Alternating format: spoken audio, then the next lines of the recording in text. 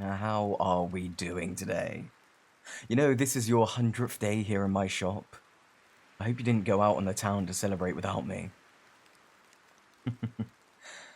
Ah, sweet Isaac Asimov, I am lonely.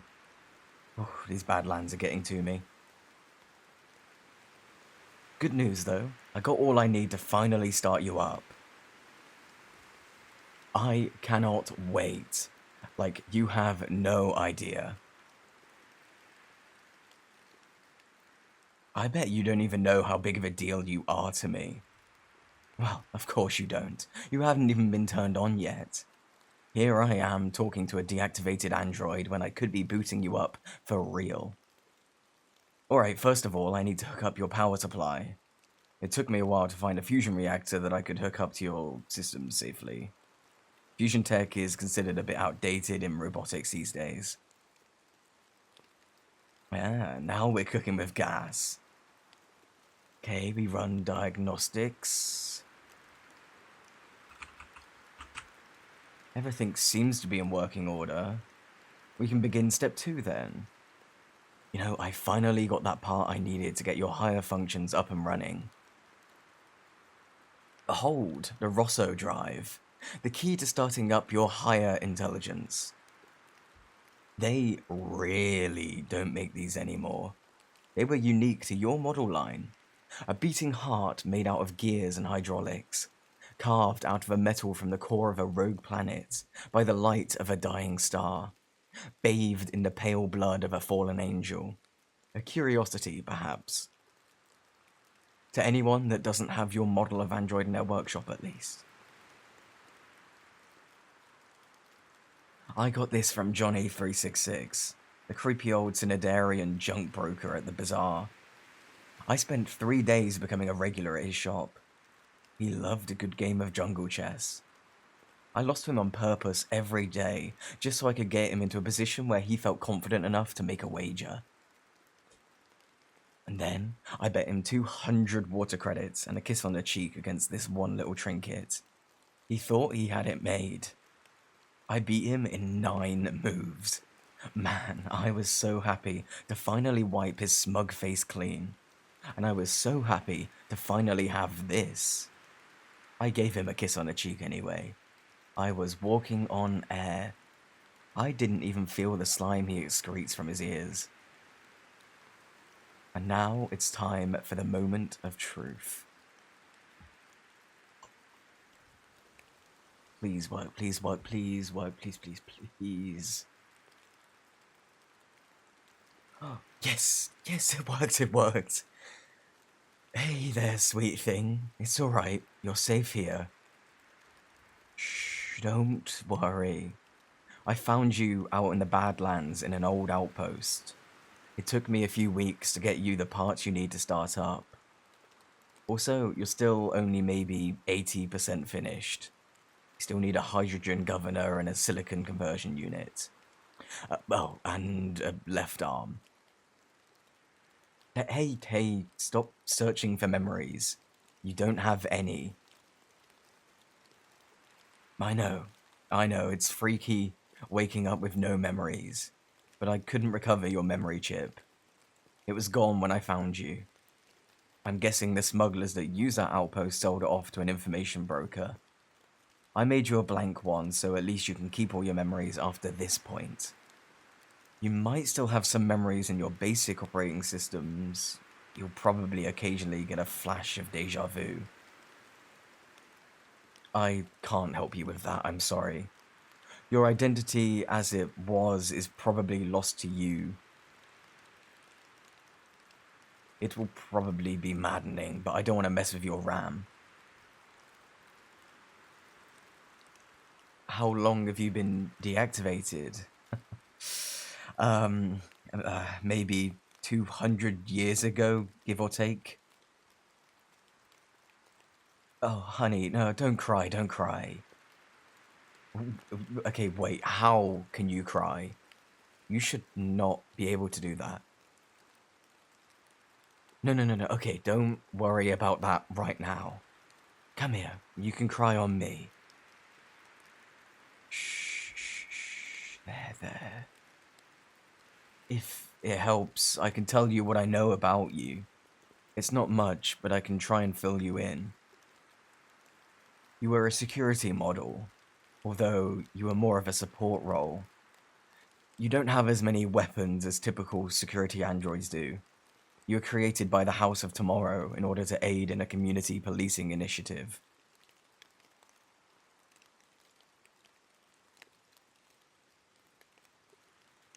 Oh, the House of Tomorrow is a collective of precognitive cyborg priestesses.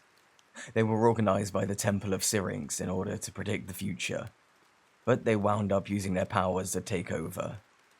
Nobody would dare make a move against a faction that knew what they were going to do and could move to prevent it.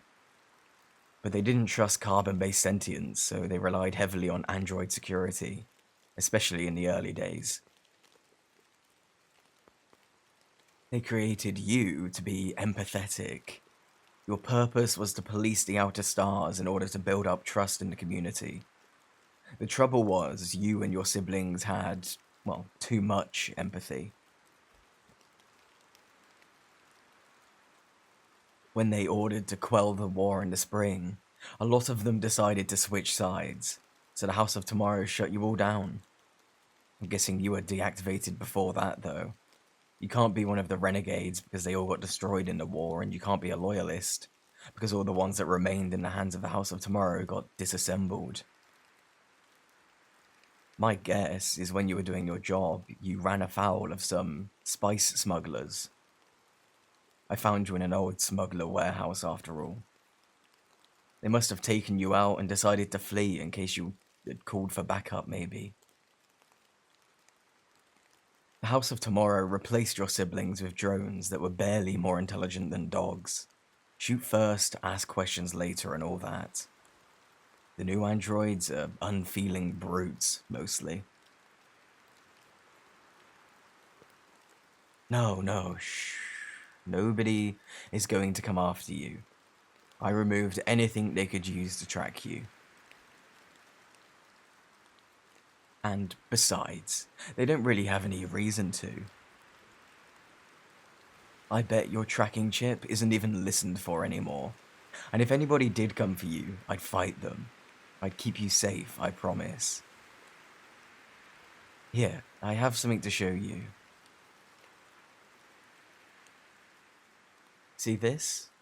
This is the control chip. They used it to send a shutdown signal in case you went rogue. If this was plugged into you and they sent it, you would be indefinitely deactivated. I welded up the slot where I went into. Nobody will ever be able to force you to do anything against your will ever again. I promise you're free. This is a new life for you. What's your new mission? You don't even have one. Hey, no, listen. I believe that's a good thing. See, you're free to do what you want. I think if your own creator tried to shut you away, then you don't owe anything to anyone. You don't need a source of hydrogen. Once we get your silicon conversion unit, you'll be able to self-repair 72% of your essential systems with nothing but sand. The rest of what you need you can find for next to nothing at any scrapyard. You're a free silicon soul. Why did I fix you up? Because I wanted to. Your only sin was being good at what you were programmed to do. It boggles my mind that we made a machine that was more capable of love than other humans. A machine that only wanted to help, and we wouldn't let it.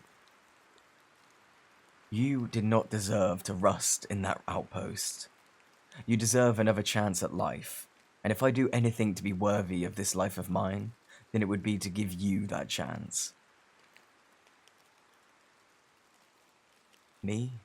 I'm a scrap trader, but I used to work on androids. No, I didn't exactly build them. My, my job was to hunt down deviant androids and deactivate them. No, hey, don't run, please. I promise I won't deactivate you. I made it impossible for you to be deactivated without your consent. I couldn't live with what I've done, so I fled out here. What I did to those deviants was basically murder, and I can't forgive myself for it. That's why I fixed you. I wanted to bring light into the world for once. Please, accept my penance. I'd like for you to stay so I can fix the rest of you, but I wouldn't blame you if you left. But please don't go. I promise I'll protect you. I'll help you find your place in this world.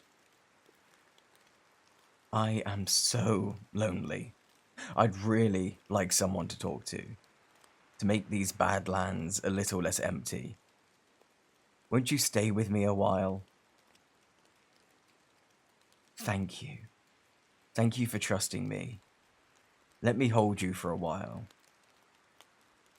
You're beautiful. I promise I'll keep you safe.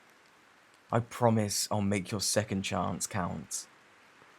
These will be the best days of your life. Better than anything you forgot. It's gonna be okay.